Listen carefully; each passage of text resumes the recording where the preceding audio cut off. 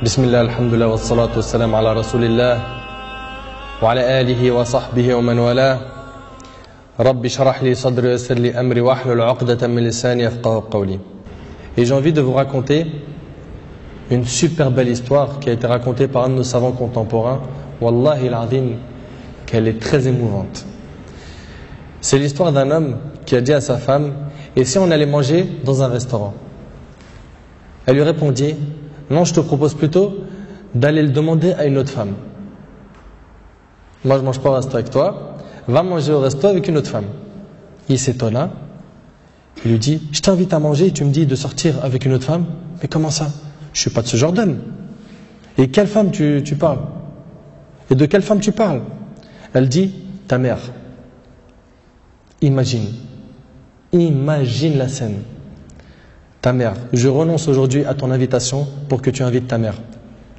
Ça fait longtemps que tu ne l'as pas invitée à manger ou à se promener, sors donc avec ta maman. Il lui dit qu'Allah te récompense.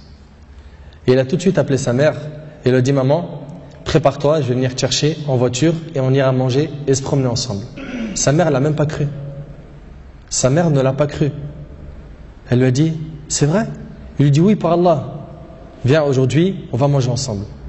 Entre nous, billah alaykum. Qui d'entre vous, parmi les frères mariés, a déjà fait ça avec sa mère?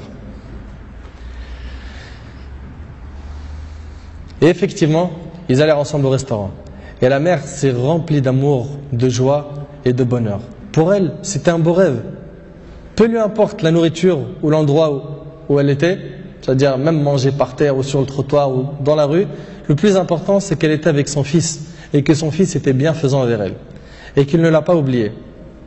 Qu'il ne l'a pas négligé en s'occupant de sa femme et de ses enfants, et elle passa un jour avec lui qui était l'un des meilleurs jours de sa vie. Elle lui dit au retour, l'homme dit à sa mère au retour: maman, t'es contente? La sortie t'a plu?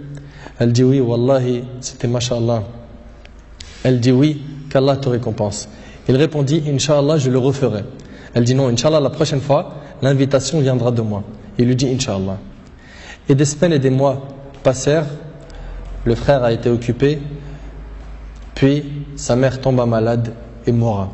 Qu'Allah lui fasse miséricorde. Son fils était très triste. Et quelques jours plus tard, il reçut une invitation au restaurant pour lui et une autre personne, et cette invitation était déjà payée. Étonné, il se demanda de qui vient cette invitation déjà payée. Il est parti alors avec son épouse au même endroit où il avait mangé avec sa mère, et là une lettre l'attendait de la part de sa mère. Il y avait écrit: mon cher fils, qu'Allah te récompense, je t'avais promis de t'inviter au même endroit pour manger, mais tu étais souvent occupé. Et maintenant je tiens ma promesse et je t'invite avec ta chère épouse, qu'Allah vous récompense.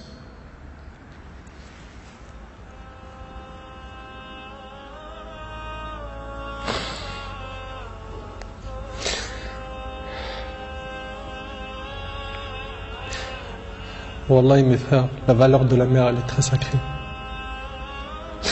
Faut pas la mettre en colère.